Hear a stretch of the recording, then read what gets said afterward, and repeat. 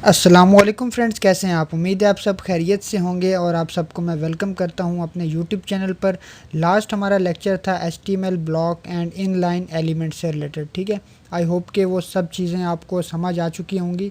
थोड़ा सा न्यू था लेकिन समझ आ गया होगा आपको। लेकिन ये कि मैंने आपको जैसा कि वीडियो में बताया था कि ये यूज़ होने वाली चीज़ें और बहुत ज़्यादा यूज़ की जाती हैं। ठीक है, तो अब जाहिर सी बात है, हम बेसिक्स पढ़ रहे हैं तो हमें इन चीज़ों की अच्छी नॉलेज होना ज़रूरी है।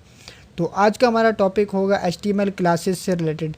ठीक है, एचटीएमएल क्लासेस के बारे में थोड़ा सा मैं आपको ये बता दूं कि आपकी अगर आप स्टूडेंट हैं तो आपकी एक क्लास होती है और उसमें मुख्तलिफ स्टूडेंट्स होते हैं। ठीक है, जो रूल्स एंड रेगुलेशंस हैं वो एक क्लास के अंदर जितने भी स्टूडेंट्स होते हैं उन सब के ऊपर अप्लाई होते हैं। तो क्लास का भी कुछ कॉन्सेप्ट इसी तरह से है, लेकिन हम उसको प्रैक्टिकली देखते हैं, पढ़ते भी हैं और डिटेल में बात करते हैं उसके बारे में।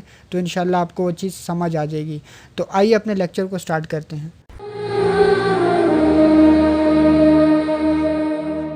जी तो फ्रेंड्स, आपके सामने मैंने वर्ड डॉक्यूमेंट ओपन कर लिया है और आज का हमारा टॉपिक है एचटीएमएल क्लासेस। तो इसके बारे में पढ़ते हैं। और सबसे पहले हमारे पास एचटीएमएल क्लास एट्रीब्यूट। ये क्लास जो है वो एक एट्रीब्यूट होता है, जिस तरह से हमने ऑलरेडी यूज़ किए हैं स्टाइल का एट्रीब्यूट और डिफरेंट एट्रीब्यूट्स हमने यूज़ किए हैं।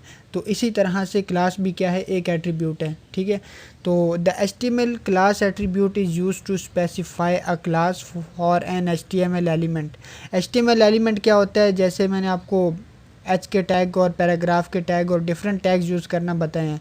तो जहाँ से टैग स्टार्ट होता है, जहाँ पे टैग क्लोज होता है, वो क्या होता है, एक कंप्लीट एचटीएमएल एलिमेंट होता है। जैसे H1 का टैग है, हेडिंग का टैग है, तो उसके जो है H1 जो है वो स्टार्ट होगा और उसके दरमियान में हम कुछ लिखेंगे जो कि हमारी हेडिंग कहलाएगी। और जहाँ पे H1 का टैग क्लोज होगा वो क्या कहलाएगा, वो पूरा एक एलिमेंट है। ठीक है, तो हम क्लास का एट्रीब्यूट यूज़ करते हैं उस एलिमेंट के लिए। Multiple HTML elements can share the same class. अगर ज़्यादा होंगे एचटीएमएल एलिमेंट्स, जैसे कि हेडिंग भी है, पैराग्राफ भी है और डिफरेंट चीज़ें हैं, तो उसके ऊपर हम एक क्लास के थ्रू स्टाइलिंग वगैरह कर सकते हैं। ठीक है, अब यहाँ पे बात हो रही using the class attribute. The class attribute is often use to point to a class name in a style sheet. ठीक है, इसको हम स्टाइलिंग के लिए यूज़ करते हैं और it can be use by a JavaScript to access and manipulate multiple elements with a specific class name. एक क्लास नेम होती है, उसके थ्रू हम जावास्क्रिप्ट को एक्सेस कर सकते हैं और हम जो अप्लाई करना चाह रहे होते हैं चीज़ें, वो हम क्लास के थ्रू अप्लाई कर सकते हैं। ठीक है, in the following example we have 3 div elements with a class attribute with the value of city. All of 3 div elements will be styled equally according to the city style definition in the head section. ठीक है, अब ये चीज़ आपको इस तरह से समझ नहीं आएगी, तो मैं क्या करता हूँ कि सबसे पहले अपने एडिटर में जाता हूँ और यहाँ पे मैं आपको 3 डिफरेंट डिव्स जो है वो बना के दिखाता हूँ। तो सबसे पहले आपने वेबसाइट डेवलपमेंट के ऊपर क्लिक करना है, न्यू फाइल, और यहाँ पे आपने कंट्रोल एस करना है और उसके बाद आपने इस फाइल का नाम दे देना है HTML क्लासेस डॉट HTML। ठीक है, इसको आपने सेव किया और उसके बाद हमें बेसिक सिंटैक्स चाहिए। इस पूरे को आपने यहाँ से कॉपी कर लिया और यहाँ पे पेस्ट कर देंगे। ठीक है, और बाकी जो फाइल्स हमारी ज़रूरत की नहीं है उनको हम यहाँ से क्लोज़ कर देते हैं। ठीक है, तो अभी मैं बॉडी में क्या करता हूँ, डिफरेंट डिव्स बना लेता हूँ 3। तो यहाँ पे डिव का टैग ओपन हुआ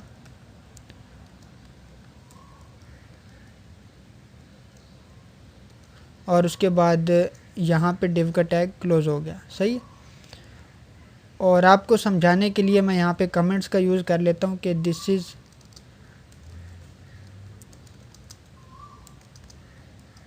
फर्स्ट डिव,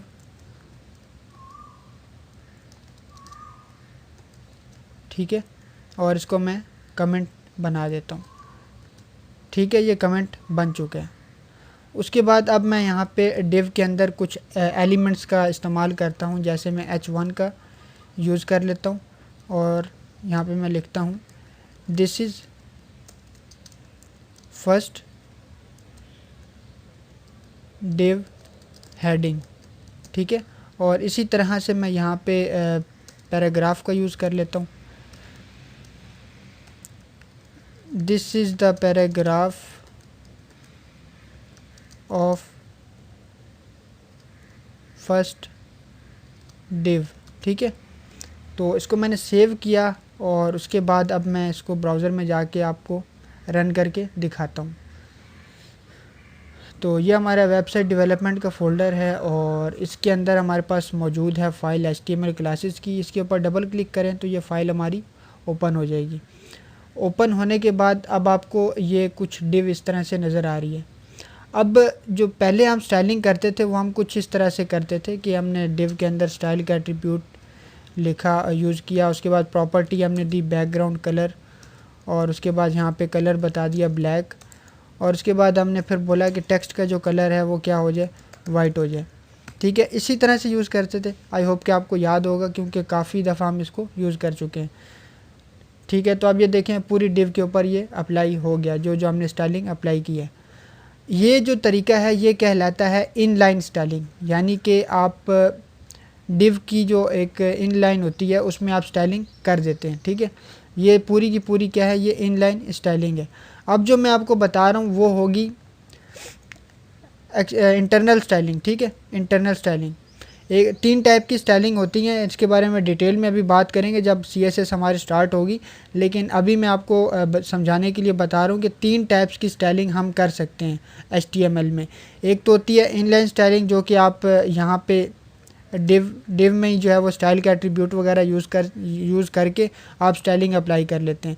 अब जो दूसरी मैं आपको बताने जा रहा हूँ वो होती है हेड का टैग क्लोज होने से पहले आप यहाँ पे स्टाइल का टैग यूज़ करते हैं और यहाँ पे स्टाइल का टैग क्लोज कर देते हैं।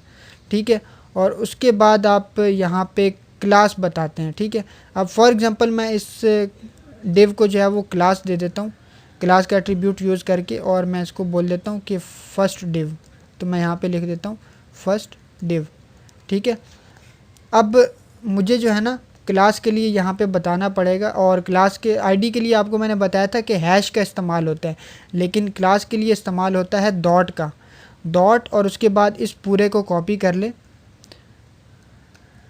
ठीक है, और उसके बाद यहाँ पे पेस्ट कर दें इसको।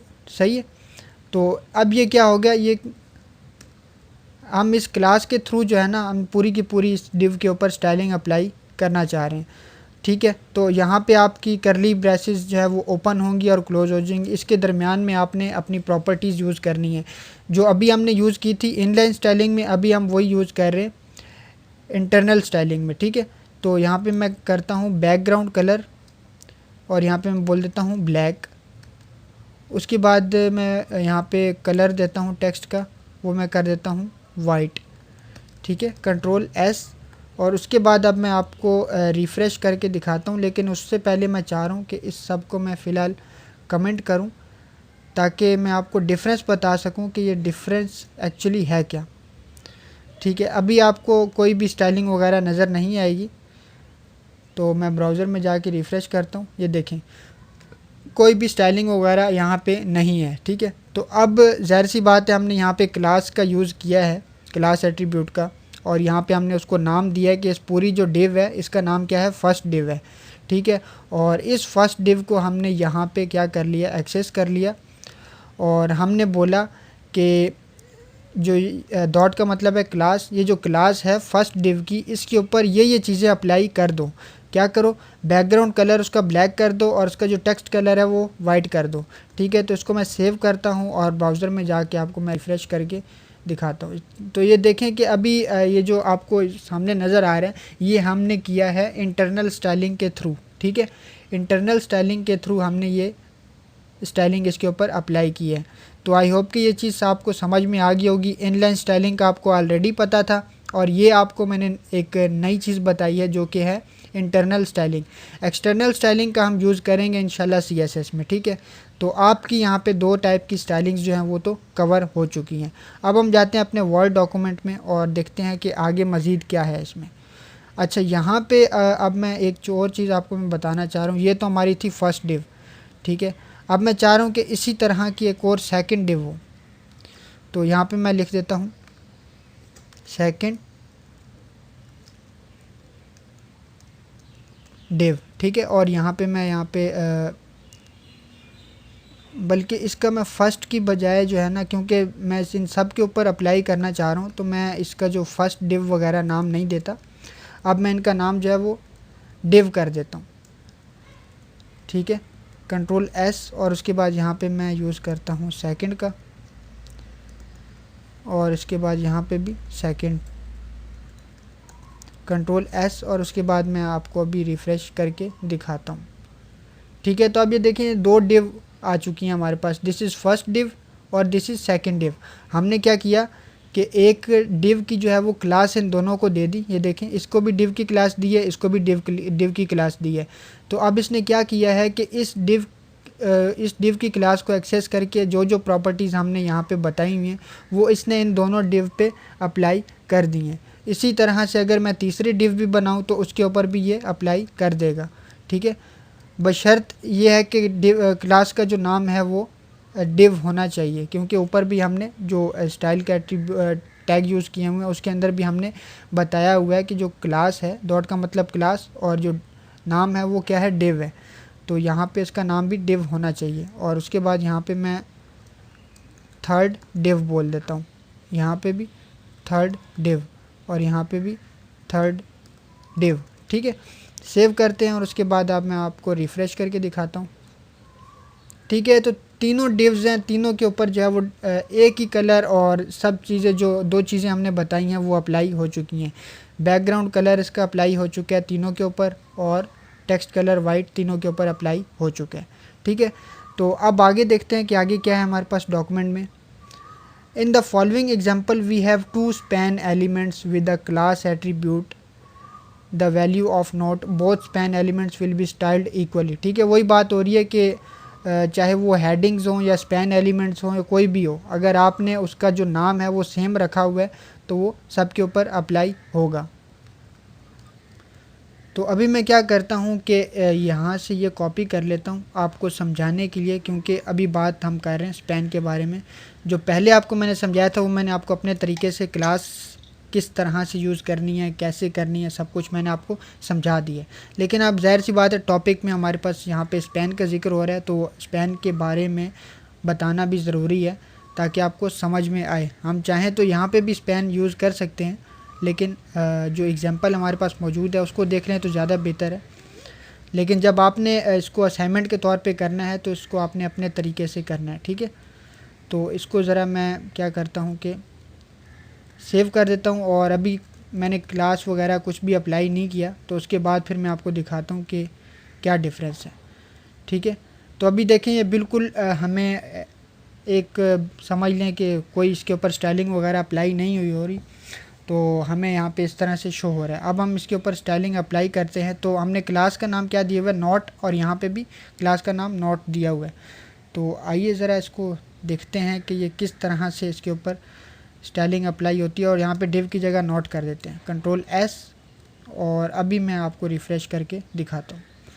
तो अभी आप देखें कि ये जो स्पैन के अंदर हमारे पास इम्पोर्टेंट लिखा हुआ था, और उसके बाद यहाँ पे भी इम्पोर्टेंट लिखा हुआ था। तो इसने क्या किया, इन दोनों का बैकग्राउंड कलर और टेक्स्ट इनका वाइट किया है, सही है। तो ये आपको मैं दिखाता हूँ, ये देखें यहाँ पे स्पैन का टैग ओपन हो रहा है और यहाँ पे स्पैन का टैग क्लोज़ हो रहा है। इसी तरह से यहाँ पे स्पैन का टैग ओपन हो रहा है और यहाँ पे स्पैन का टैग क्लोज़ हो रहा है, और यहाँ पे इम्पोर्टेंट लिखा हुआ है और यहाँ पे भी इम्पोर्टेंट। तो इसने क्या किया, स्पैन के अंदर जो भी टेक्स्ट है उसका जो बैकग्राउंड कलर है वो क्या कर दिया, ब्लैक कर दिया, और उसके बाद जो टेक्स्ट कलर है वो वाइट कर दिया, ठीक है। ये चीज़ भी आपको समझ में आ गई। उसके बाद है हमारे पास मल्टीपल क्लासेस। हम मल्टीपल क्लासेस का भी इस्तेमाल कर सकते हैं, ठीक है। इसमें हम मल्टीपल क्लासेस का भी इस्तेमाल कर सकते हैं। कैसे कर सकते हैं, मैं जाता हूँ यहाँ पे, और इसी जो क्लास है नॉट, इसको अब मैं बोलता हूँ कि आप जो है ना काइंडली यहाँ पे नॉट, और उसके बाद मैं यहाँ पे लिखता हूँ कि टेक्स्ट, ठीक है। अब मैं यहाँ पे अप्लाई करने जा रहा हूँ कि इसका जो टेक्स्ट है वो क्या हो जाए, इटैलिक हो जाए। तो मुझे यहाँ पे बताना पड़ेगा कि क्लास जो भी मैंने दी है वो क्या है, टेक्स्ट है, और प्रॉपर्टी मैं कौन सी अप्लाई करना चाह रहा हूँ, फ़ॉन्ट स्टाइल आपने यहाँ पे यूज़ करना है इटैलिक। कंट्रोल एस करता हूँ सेव करके, और अब आप देखेंगे कि इसका जो टेक्स्ट है ये यहाँ पे हमने यूज़ किया है ना, तो ये क्या हो जाएगा, इटैलिक हो जाएगा। तो मैं इसको आपको रिफ़्रेश करके दिखाता हूँ। ये देखें अभी इसका टेक्स्ट जो है वो इटैलिक हो चुका है। इसी तरह से अगर आप यही टेक्स्ट की क्लास आप अगर यहाँ पे यूज़ कर लें तो इसका भी टेक्स्ट क्या हो जाएगा, इटैलिक हो जाएगा। तो इसको मैं अभी ज़रा रिफ़्रेश करता हूँ। ये देखें इसका भी टेक्स्ट इटैलिक हो चुका है। मैं जूम करता हूँ, ये देखें, ठीक है। तो आई होप कि ये चीज़ आपको समझ में आ गई होगी। अब हम आगे बढ़ते हैं और डॉक्यूमेंट में देखते हैं कि आगे हमारे पास कौन सा टॉपिक है। ठीक है, ये हमने देख लिया बल्कि हमने ये देखा है ऊपर, और अभी हम देखने लगे हैं different elements can share same class. ठीक है, डिफरेंट जो एलिमेंट्स हैं वो एक क्लास शेयर कर सकते हैं। अच्छा, अब यहाँ पे different elements can share same class का मतलब ये है कि डिफरेंट एलिमेंट्स कोई भी हो सकते हैं। जैसे अभी हमने 3 डिव्स बनाई थी ना, और उसमें हमने एक क्लास देकर उसके ऊपर स्टाइलिंग की थी। तो ये देखें यहाँ पे भी आपने क्या किया, डिफरेंट एलिमेंट्स लिए हुए हैं। हेडिंग का अलग है और पैराग्राफ का अलग है। तो आप सेम क्लास यूज़ करके इसके ऊपर स्टाइलिंग अप्लाई कर सकते हैं और ये दोनों के ऊपर अप्लाई होगी। तो ये आपको मैं करके नहीं बता रहा, ये आपने खुद ही करनी है। और इसके साथ ही हमारा यहाँ पे जो टॉपिक है HTML क्लासेस का ये कवर हो गया। ठीक है, आई होप कि आपको ये चीज़ समझ में आ गई होगी। मैंने आपको स्टार्टिंग में एक एग्जांपल भी दी थी कि जिस तरह आपकी क्लास होती है उसमें जितने भी स्टूडेंट्स होते हैं, सब स्टूडेंट्स के ऊपर जो क्लास के रूल्स एंड रेगुलेशंस हैं वो अप्लाई होते हैं। तो वही चीज़ यहाँ पे अप्लाई हो रही है। ठीक है, तो आई होप कि सब चीज़ें आपको समझ आ चुकी होंगी, कोई कन्फ्यूजन नहीं होगी। अगर कोई प्रॉब्लम हो तो आप मुझसे पूछ सकते हैं, कोई प्रॉब्लम नहीं है। ठीक है, तो मिलते हैं आपको इंशाल्लाह नेक्स्ट लेक्चर में। तब तक के लिए दुआ में याद रखिएगा। अल्लाह हाफ़िज़।